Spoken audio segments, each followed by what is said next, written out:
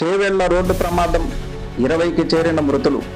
రంగారెడ్డి జిల్లా చేవెళ్ల మండలం మీర్జాగూడ సమీపంలో జరిగిన రోడ్డు ప్రమాదంలో మృతుల సంఖ్య పెరుగుతోంది. మొదట 2 మృతి చెందినట్లు అధికారులు తెలపగా తాజాగా వాటి సంఖ్య 20కి చేరింది. మృతుల్లో 10 మంది పురుషులు, 9 మంది మహిళలు, 1 చిన్నారి ఉన్నారు. క్షతగాత్రులను చేవెళ్ల ప్రభుత్వాసుపత్రికి తరలించారు.